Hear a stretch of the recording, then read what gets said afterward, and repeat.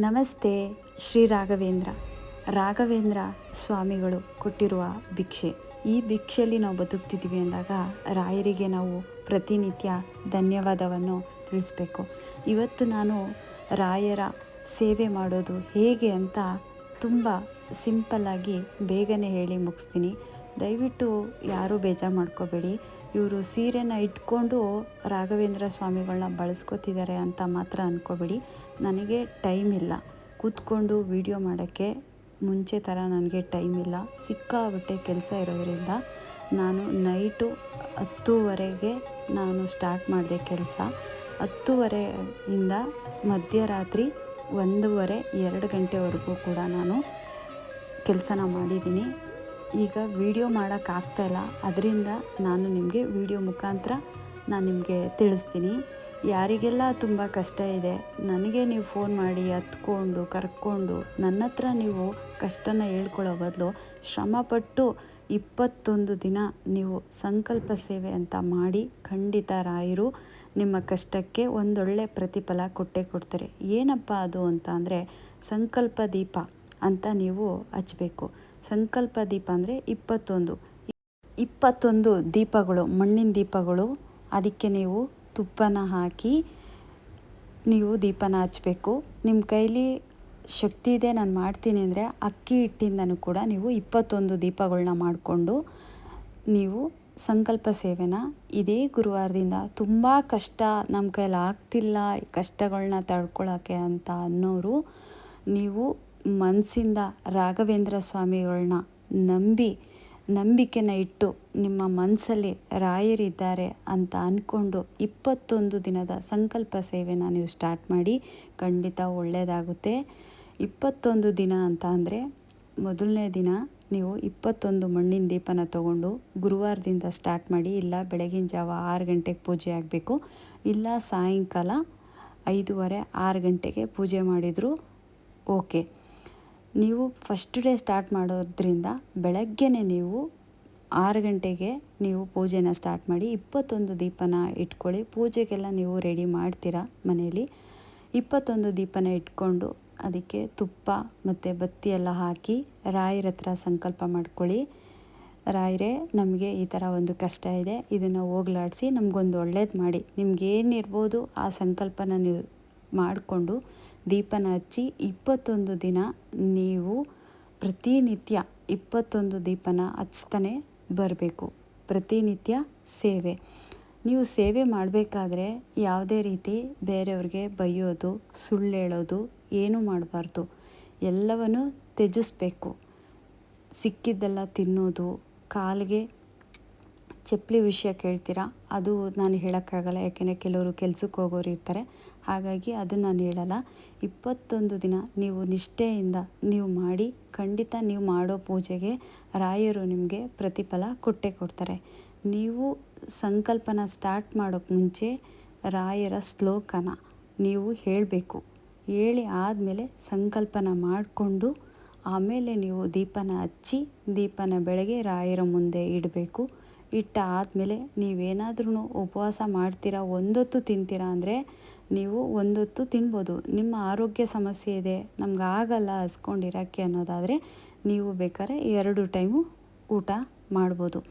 ಈರುಳ್ಳಿ ಬೆಳ್ಳುಳ್ಳಿ ತಿಂದಂತೆ ನೀವೇನಾದರೂ ನಿಷ್ಠೆಯಿಂದ ನೀವೇನಾದ್ರೂ 21 ದಿನ ನೀವೇನಾದರೂ ಸಂಕಲ್ಪ ಸೇವೆನ ಸ್ಟಾರ್ಟ್ ಮಾಡಿ ನೀವು ಮಾಡಿದರೆ ಖಂಡಿತ ರಾಯರು ನಿಮ್ಮ ಕಷ್ಟಗಳಿಗೆ ಎಲ್ಲ ಆದಷ್ಟು ಬೇಗ ಪರಿಹಾರನ ಕೊಡ್ತಾರೆ. ನಂಬಿಕೆ ಇಡಬೇಕು, ಅನುಮಾನ ಇಡಬಾರ್ದು.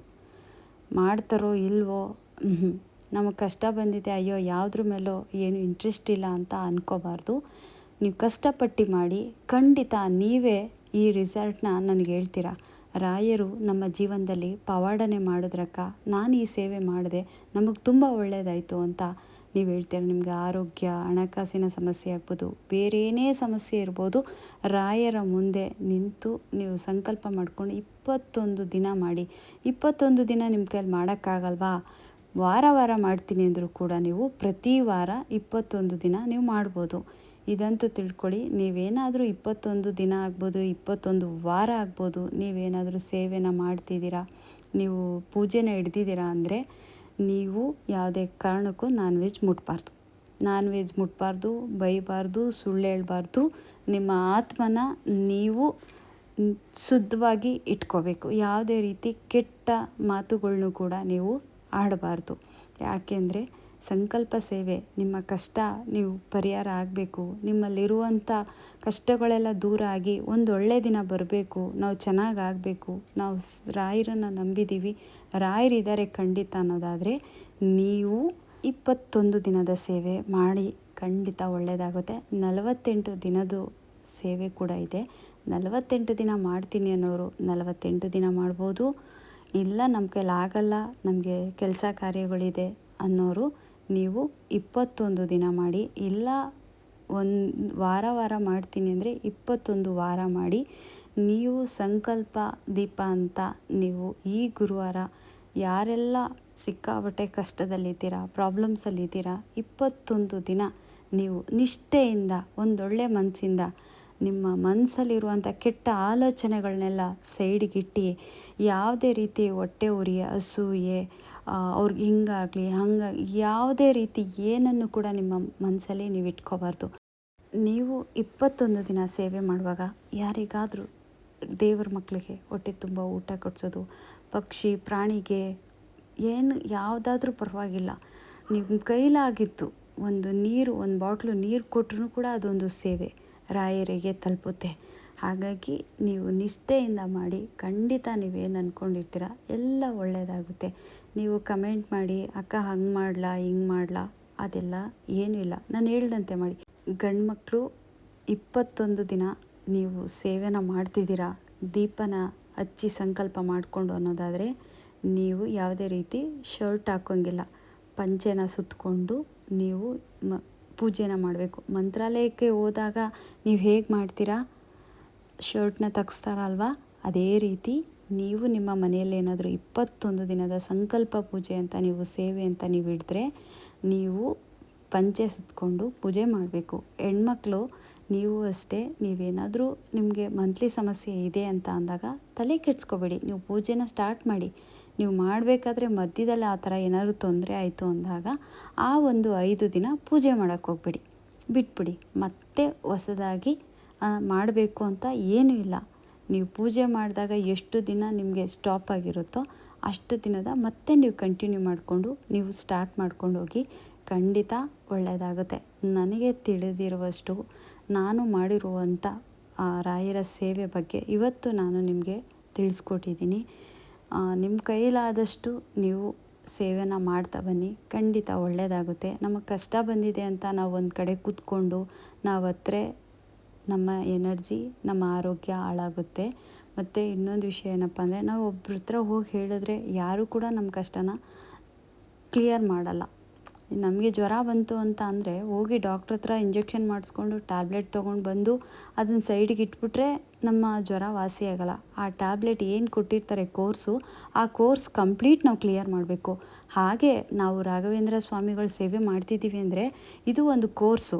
21 ದಿನದ ಸಂಕಲ್ಪ ಸೇವೆ ನೀವೇನಾರು ಹಿಡಿದು ನೀವು ಮಾಡೋದಂದರೆ ಕಂಪ್ಲೀಟ್ ಆಗೋವರೆಗೂ ಕೂಡ ನೀವು ಯಾವುದೇ ರೀತಿ ಮನಸ್ಸಲ್ಲಿ ಏನೂ ಯೋಚನೆ ಇಟ್ಕೊಳ್ದಂತೆ ನೀವು ಮಾಡಬೇಕು. ಮಾಡ್ತಾ ಬನ್ನಿ, ಎಲ್ಲ ಒಳ್ಳೆಯದಾಗುತ್ತೆ. ನೀವು ಮಾಡೋ ಸೇವೆ ರಾಯರಿಗೆ ಮೆಚ್ಚುಗೆ ಆದರೆ ಸಾಕು, ಬೇರೆ ಯಾರಿಗೂ ಮೆಚ್ಚುಗೆ ಆಗಬೇಕು ಅಂತೇನಿಲ್ಲ. ನೀವು ಮಾಡಿ, ರಾಯರೇ ನಿಮಗೆ ಯಾವುದಾದ್ರೂ ಒಂದು ರೂಪದಲ್ಲಿ ನೀವು ಮಾಡೋ ಸೇವೆನ ಅವ್ರು ಖಂಡಿತ ಸ್ವೀಕರಿಸ್ತಾರೆ. ನೀವು ತುಪ್ಪದ ದೀಪ ಹಚ್ಚೋದ್ರಿಂದ ನಿಮ್ಮ ಕಷ್ಟಗಳೆಲ್ಲ ಕಳೆದು ನಿಮಗೆ ಒಳ್ಳೆಯ ದಿನ ಬರುವ ಹಾಗೆ ರಾಘವೇಂದ್ರ ಸ್ವಾಮಿಗಳು ಯಾವುದಾದ್ರೂ ಒಂದು ರೂಪದಲ್ಲಿ ಅನುಗ್ರಹನ ಮಾಡ್ತಾರೆ. ಎಲ್ಲರಿಗೂ ಒಳ್ಳೆಯದಾಗಲಿ. ಎಲ್ಲರಿಗೂ ರಾಯರು ಆಯಸ್ಸು, ಆರೋಗ್ಯ, ನೆಮ್ಮದಿ ಕೊಟ್ಟು ಕಾಪಾಡಲಿ. ನಾನು ಇವತ್ತು ಸ್ಯಾರಿಗಳನ್ನ ಹಾಕ್ಕೊಂಡು ಕೆಲಸ ಮಾಡಿಕೊಂಡು ನಾನು ಇವತ್ತು ರಾಯರ ಸೇವೆ ಬಗ್ಗೆ ತಿಳಿಸ್ಕೊಟ್ಟಿದ್ದೀನಿ. ದಯವಿಟ್ಟು ಇದು ಬಿಸ್ನೆಸ್ ಮೈಂಡು ಆ ಥರ ಈ ಥರ ಅಂತ ಅಂದ್ಕೋಬೇಡಿ. ನನಗಿರುವಂಥ ಸಿಕ್ಕಾಬಟ್ಟೆ ಒತ್ತಡ ಕೆಲಸಗಳು, ಹಾಗಾಗಿ ನಾನು ವಿಡಿಯೋ ಮುಖಾಂತರ ಕೆಲಸ ಮಾಡಿಕೊಂಡು ಮಾಡಿದಂಥ ವಿಡಿಯೋದಲ್ಲಿ ವಾಯ್ಸ್ ಟಬ್ ಕೊಟ್ಟು ಮಾಡಿದ್ದೀನಿ. ನೈಟು ಆಲ್ರೆಡಿ 3 ಗಂಟೆ ಆಗಿತ್ತು. ಕೆಲಸ ಎಲ್ಲ ಮುಗಿಸಿ ಚಂದ್ರನ್ನ ನೋಡಿ ಮತ್ತೆ ಒಂದು ಸ್ವಲ್ಪ ಹೊತ್ತು ಸಂಕಲ್ಪನ ಮಾಡಿಕೊಂಡು ನಮ್ಮ ಮನಸ್ಸಲ್ಲಿರೋದನ್ನು ನಾವು ಚಂದ್ರನ ಹತ್ರ ಹೇಳ್ಕೊಂಡ್ರೆ ಖಂಡಿತ ಆದಷ್ಟು ಬೇಗ ಎಲ್ಲ ಒಳ್ಳೆಯದಾಗುತ್ತೆ. ನಾವೆಷ್ಟು ಮೌನವಾಗಿ ಎಷ್ಟು ಶಾಂತಿ ರೀತಿಲಿ ನಾವು ನಮ್ಮ ಕೆಲಸ ನಮ್ಮ ಕುಟುಂಬ ಅಂತ ನಾವು ಹೋಗ್ತೀವೋ ನಾವು ಅಷ್ಟು ಲೈಫಲ್ಲಿ ತುಂಬ ಚೆನ್ನಾಗಿರ್ತೀವಿ. ಯಾರೇ ಏನೇ ಮಾಡ್ಕೊಳ್ಳಿ ನಮ್ಮ ಮನಸ್ಸಲ್ಲಿ ಯಾವತ್ತೂ ಹೊಟ್ಟೆ ಉರಿ ಜಲಸ್ಸು ಅವ್ರು ಬೆಳೀತಿದ್ದಾರೆ ಅದೆಲ್ಲ ಇರಲೇಬಾರ್ದು. ನಾವು ಹೆಂಗೆ ಅಂದರೆ ಸಾಧುಗಳ ಥರ, ಸಾಧುಗಳು ಹೆಂಗಿರ್ತಾರೆ ಹೇಳಿ, ಅದೇ ಥರ ನಾವು ಸಾಧು ಪ್ರಾಣಿಗಳ ಥರ ನಾವಾಯಿತು ನಮ್ಮ ಕೆಲಸ ಆಯಿತು ಅಂದ್ಕೊಂಡು ನಾವು ಹೋಗ್ತಾಯಿದ್ರೆ ನಿಜವಾಗ್ಲೂ ನಾವು ಮಾಡೋ ಕೆಲಸಕ್ಕೆ ಪ್ರತಿಫಲವಾಗಿ ರಾಯರು ಯಾವುದಾದ್ರೂ ಒಂದು ರೂಪದಲ್ಲಿ ಕೊಡ್ತಾರೆ. ನಾವು ಏನೋ ಒಂದು ಕೆಲಸ ಮಾಡಬೇಕಾದ್ರೂ ನಾವು ಯಾವಾಗಲೂ ಒಂದು ಥ್ಯಾಂಕ್ಸ್ ಹೇಳಬೇಕು ದೇವರಿಗೆ. ಥ್ಯಾಂಕ್ಸ್ ಹೇಳ್ತಾ ಇದ್ದಾಗ ಏನಾಗ್ಬಿಡುತ್ತೆ, ಅದೊಂದು ಪಾಸಿಟಿವ್ ಎನರ್ಜಿ ಕನೆಕ್ಟ್ ಆಗುತ್ತೆ. ನಾನು ಪ್ರತಿನಿತ್ಯ ರಾಘವೇಂದ್ರ ಸ್ವಾಮಿಗಳಿಗೆ ಬೆಳಗ್ಗೆ ಎದ್ದಿದ ತಕ್ಷಣ ನಾನು ಕಣ್ಬಿಟ್ಟು ನಾನು ರಾಯರನ್ನು ನೋಡ್ತಿದ್ದೀನಿ ಅಂದರೆ ನಾನು ಅವ್ರಿಗೆ ನಮಸ್ಕಾರ ಮಾಡ್ತೀನಿ. ಎಲ್ಲರಿಗೂ ಒಳ್ಳೆಯದಾಗಲಿ. ರಾಯರಿದ್ದಾರೆ.